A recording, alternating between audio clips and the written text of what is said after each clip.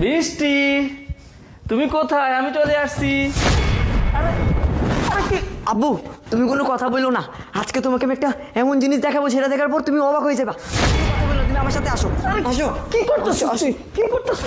আসো আব্বু আসো। আরে কি হয়েছে? আসো এখানে ঢুকো আব্বু, এখানে ঢুকো, এখানে ঢুকো। আব্বু তুমি কোনো কথা বললো না, আর দেখতে থাকো আমার সাথে কি কি ঘটে। আর কিরে, তুই এইটা হাতে নিয়ে এখানে দাঁড়িয়ে আছিস কেন? তোর কখন বলছে এটা ধোয়ার জন্য? এই কথা কি তোর কান দেওয়া যায় না?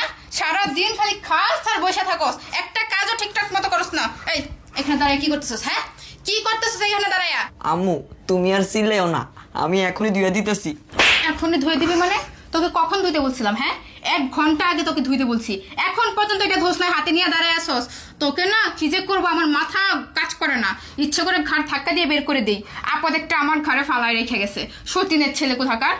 তুই যদি আমার সন্তান হইতি না তাহলে কোনো কথাই ছিল না, তুই তো আমার নিজের সন্তান না, তাই তোকে আমার সহ্য হয় না। কি বলবো তোকে? এই তুই মরতে পারিস না? তোর মতো ছেলেরা তো রাস্তা রাস্তা ভিক্ষা করেও খায়, তুই রাস্তা গিয়ে ভিক্ষা করতে পারিস না? আমার মাথার উপরে কেন বোঝা হয়ে পড়ে আছিস? হ্যাঁ তুই কি চাস না আমি সুখে থাকি? যত সব। আম্মু তুমি এখন কইরা কথা কইতাছো কি লিগা?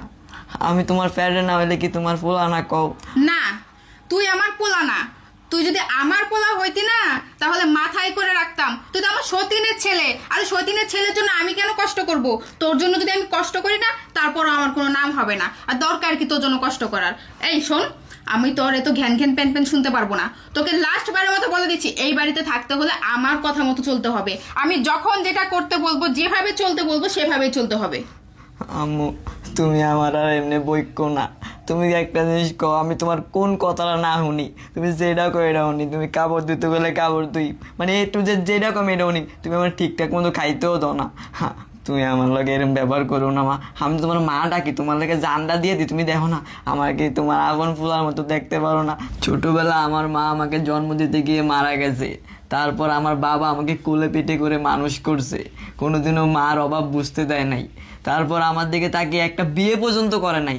অবশেষে আমার খুব রিকোয়েস্টে তোমাকে আনছে, মা করে আনছে, আর সে মা হয়ে তুমি আমার সাথে এমন ব্যবহার করো।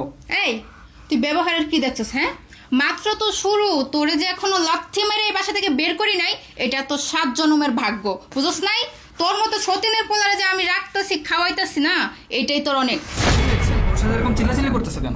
তো কি করবো বলো, পুরা মাথা খারাপ করে দিতেছে আমার, এরা আর আমার সহ্যই হইতেছে না, ইচ্ছা করতেছে এখনই লাথি দিয়ে বের করে দিই।